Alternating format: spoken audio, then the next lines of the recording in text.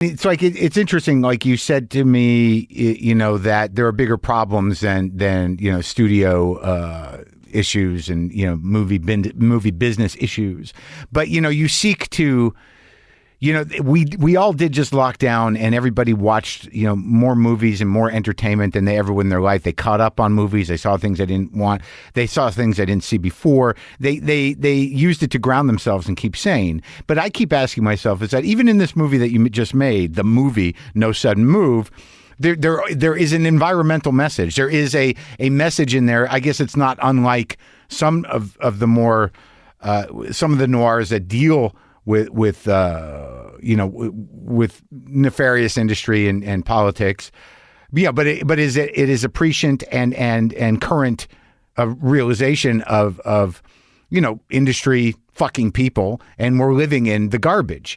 So I guess as a filmmaker, is there a responsibility as an artist, or do you just go on making movies? Because I don't know what art is going to really change anybody. People are always talking about like, well, art, you got to do your art because that's where change comes from. Like what, a painting? Like what's going to, what do you mean it's going to change anything? Like I got the message from this movie I just watched, which you are not calling a film. And, and a lot of times all you can do is go like, wow, it was fucked up back then, I mean.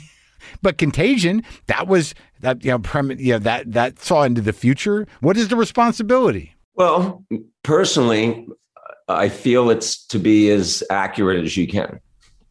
Generally speaking.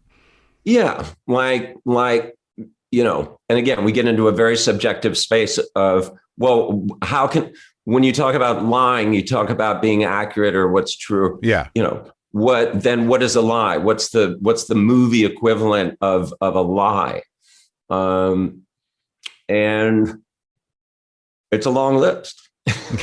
and there's some very good and certainly some very successful movies on it.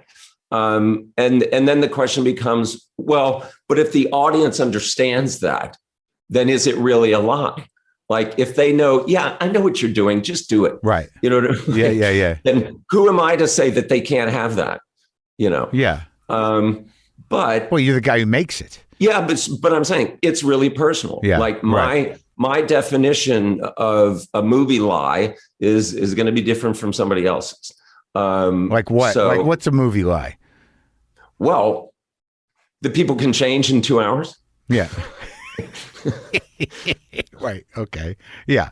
I won't go as dark as that people can change. Right. But it is this weird sort of relationship that we have with stories in general, but movies, I think, especially because they're so powerful, because it's such a powerful medium when you experience it, in a theater with a lot of people. There's nothing really exactly like it.